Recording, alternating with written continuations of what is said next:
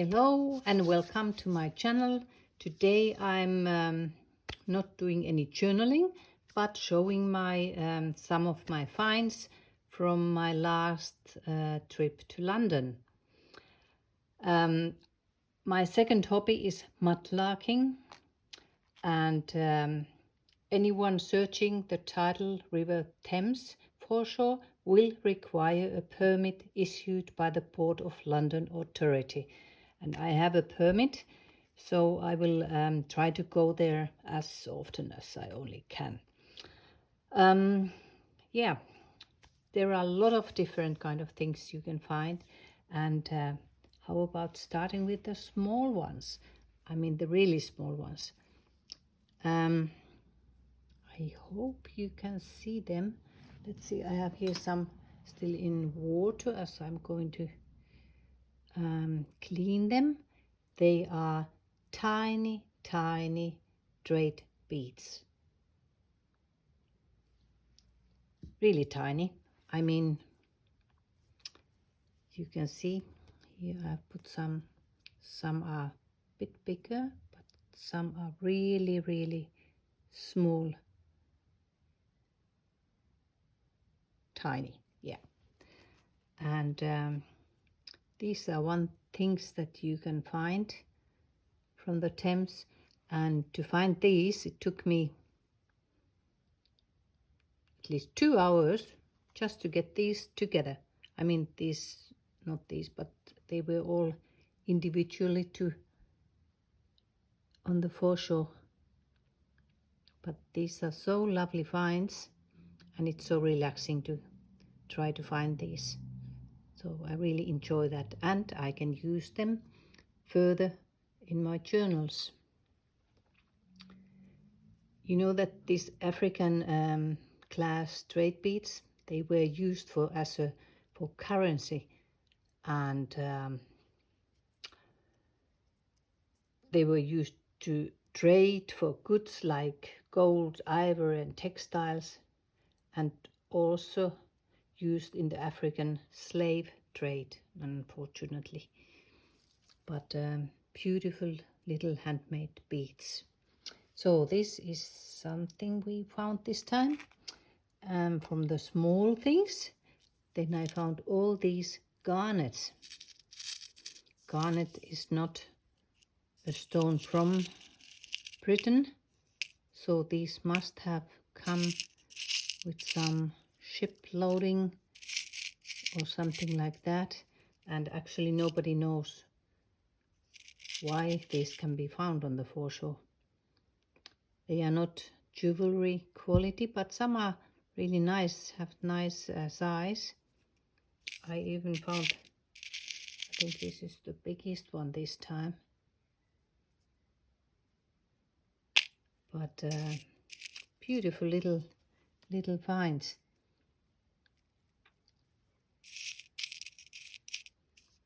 But it takes time to get this many together.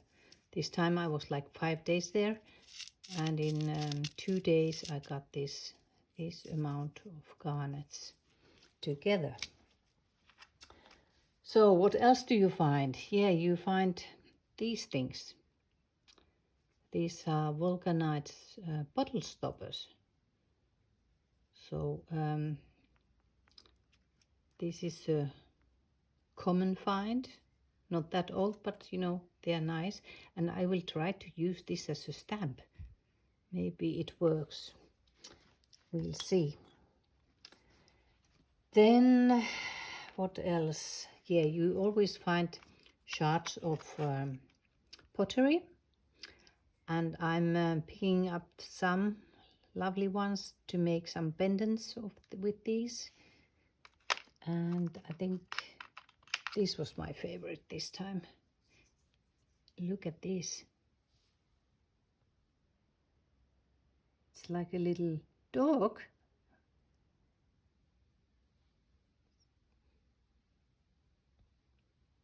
So I think it's really a cute one. And a lot of blue and white, different kind of patterns. And this is also very lovely. It has a rose on it. And then I always love to find these. This is German stoneware from Westerwald. I love these pieces. Beautiful. Some Delftware, I think.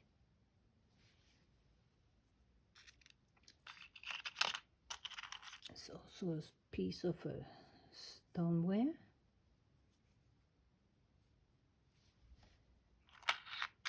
And lovely cream pattern.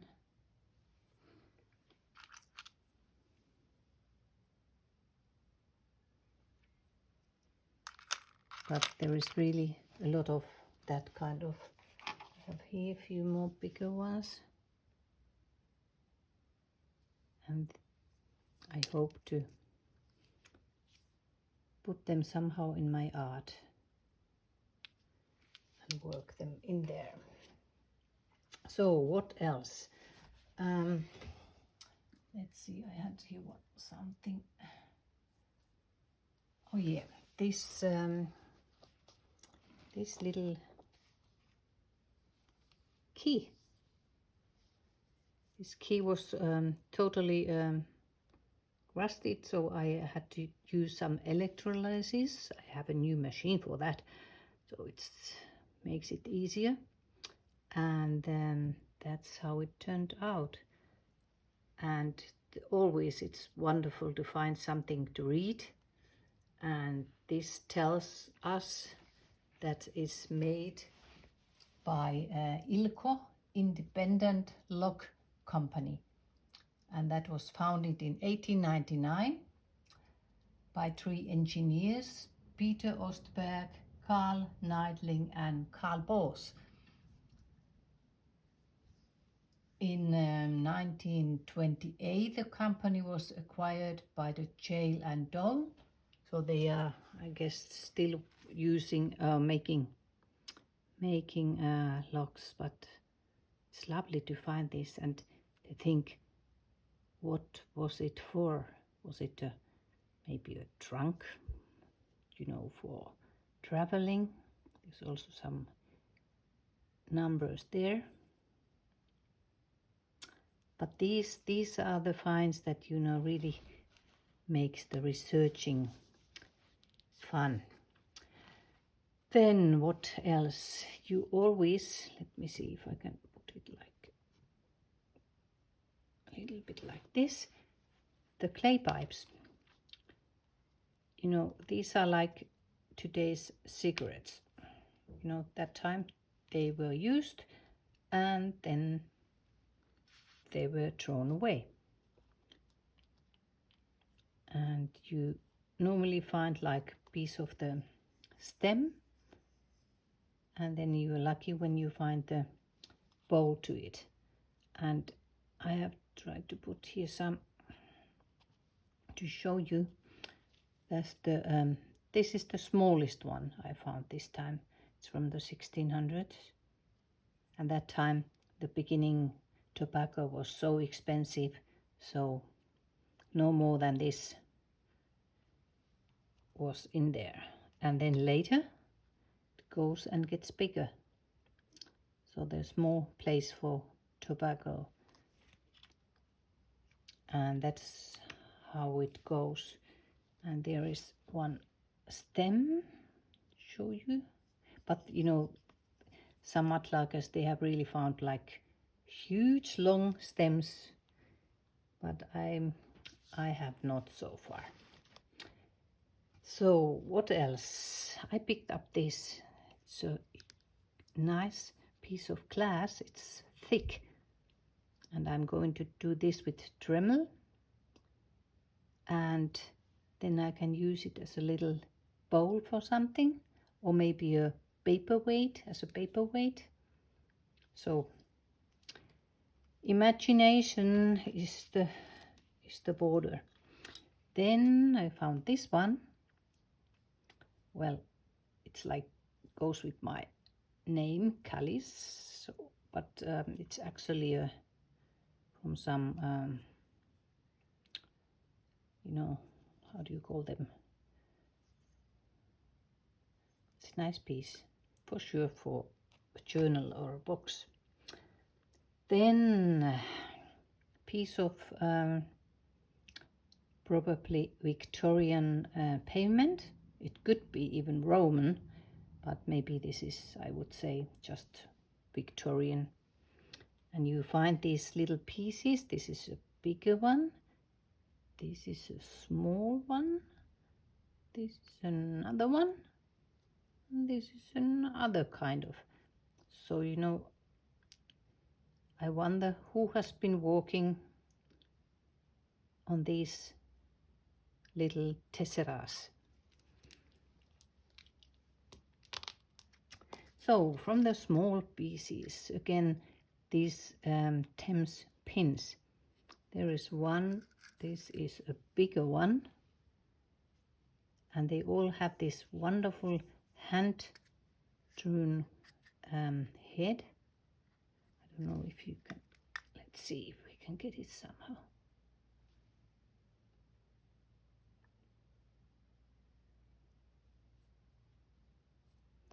This is Tudor pin.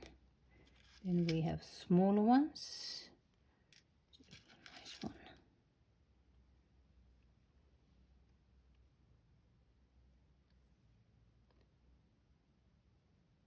And it took me some time to get to used to find these, but now I can see them all over.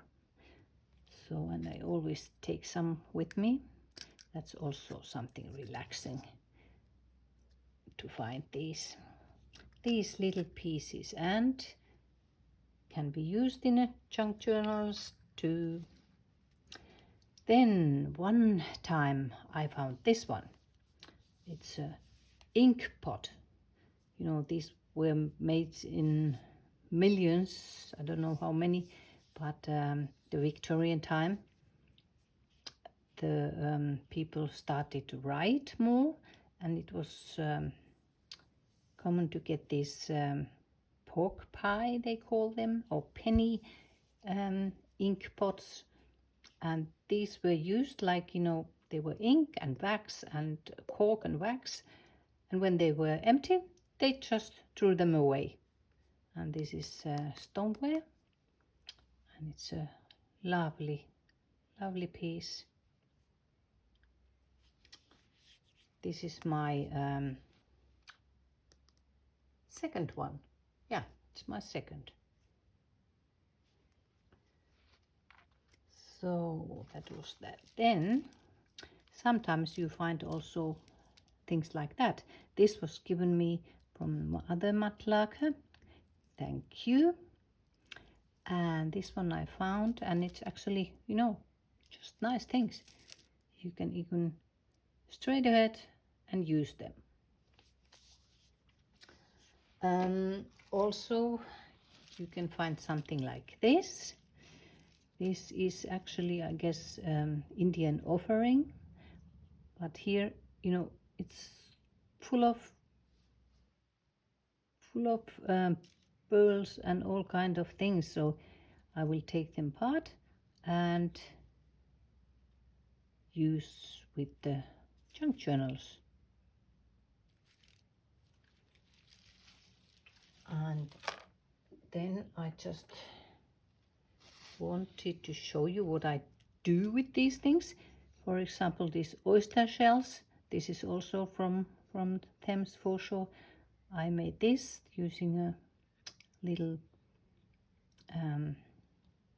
broken pipe bowl, some pearls, some napkin, and here we go. It's a nice little dish. There's the other one. There I used two. Small one, and just, you know, put in some pearls, and they are hidden there. You know, in the old times, oysters were not expensive. Everybody was eating them all the time. And now it's a luxury thing. So what else do we have? Oh yeah.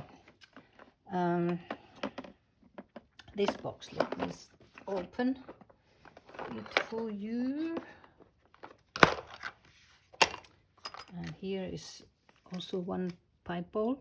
It has the Prince of Wales feathers on it, and a tulip, I think. That's a Victorian one. And I don't find many of these decorated pipes, so I'm over the moon when I find something like this. And normally it's like, you know, you can only see like this little thing there, and then you have to do excavation, you know, and then you find it. Ah, lovely. Or even a pipe stem, and this one has some decoration, and it has the wording Peter Street. How fascinating. I can make research. Who's the maker? Here's one more fancy pottery piece.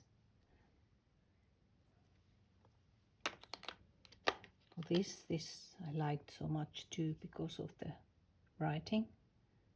Something oil.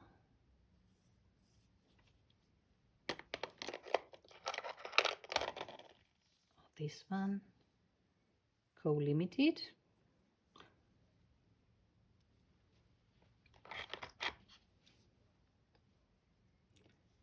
A big clay marble. Did they play with this? Who knows? And this was my best pipe this time. So whole pipe, it's still it's cut here, so it must have been longer than that.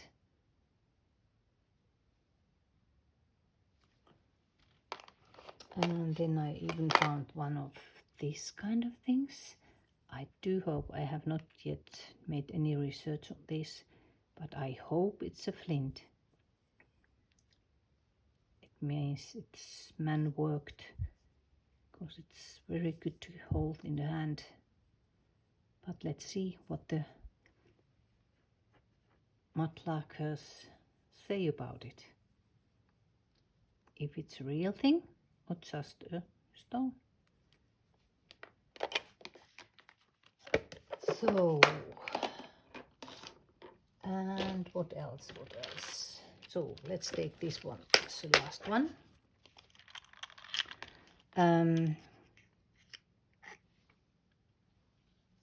This one. This is also interesting, because as you see, you can find modern things, and then you can find things like this. This is let me see, where did I write it down? It's a small flint internal cast of a sidarid echinoid urchin, and that information was given me from a lovely mudlarker, Sam. Thank you. And I've never seen this kind of echinoid before, so I was really happy to find that.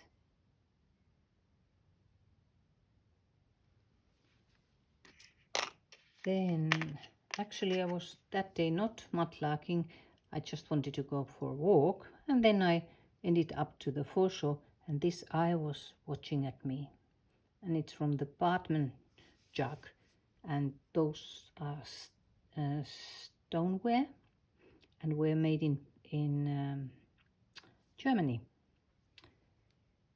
But this seems to be a younger one, maybe from 1960s. I also have from last time, I found this piece. This is also a Bartman jug, and it has the year 1591 on it. So this should be according one mudlark print, 1960s, and this is a bit older.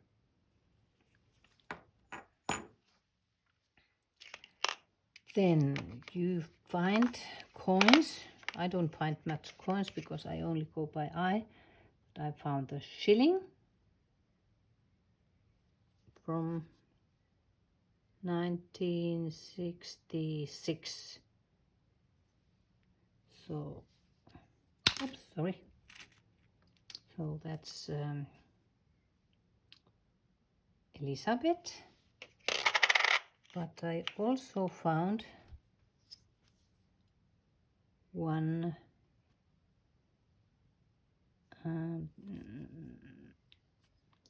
Victoria. So the Victorian era in Britain history refers to the period of Queen Victoria's reign, and that was like 1837 till 1901. So it was over 63 years.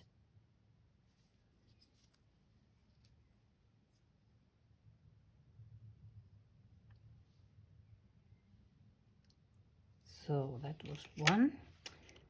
And I love my ruler. I bought this from the Museum of London. It's a British history rulers because it tells me all the kings and queens and when they were in charge. And like Elizabeth II, she was from 1952 and altogether 70 years the Queen of England. So after Victoria, she was the one who was even longer a queen. So what else do we have? What else do we have?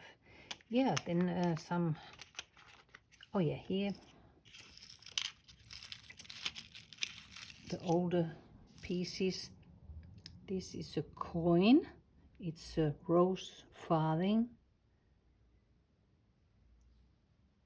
And it does have some, it was from Charles II.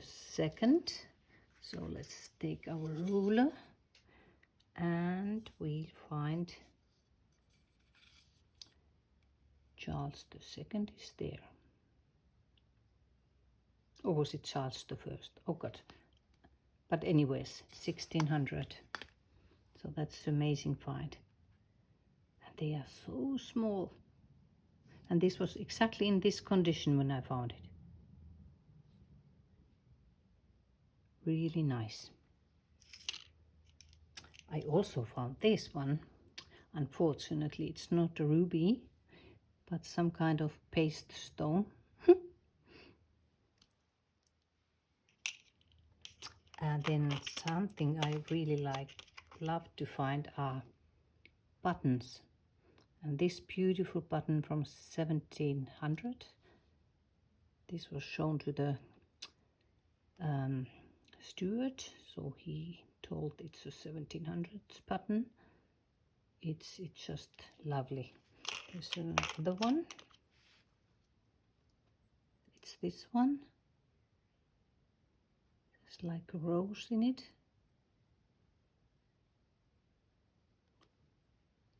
And those are great finds. One more something, I have to check more about this one. It's a glass piece. And then my mystery find again. This is a piece of clay pipe, but I don't know what kind of clay pipe this was. And then I contacted one mudlarker, and she told me to contact Society for Pipe Research, and they were really interested about this. And now they are doing research for me, and they will come back to me to tell what is it. I do appreciate that. Yeah, what else we have? We have button finds more. These are useful for the junk journals. And from last time I found this one. It's a ring. It's from 1900s, not that old. It was shown to the floor, but it's cute and I can even use it. Why not? So I think that's enough of mudlarking today. What else I wanted to show you are some books about mudlarking in case you are interested. And this is a great way to learn more. There is the guide to mudlarking. This is from Jenny Ridgwell. This is really good for beginners because it really tells about all things you need to know. And Jenny is a friend of mine, mudlarker, and yeah, you could, let's see, here you can see the code if you are interested. Then the first book I ever got was this one. That's from Jason Sandy and Nick Stevens. That was the beginning to my journey in Thames mudlarking. So this is really a good start too. Jason has made another book, a bigger one, Mudlarks, and there is the code for that if you'd like to check that. And one more book is this from Malcolm Russell, and this is called Mudlarked.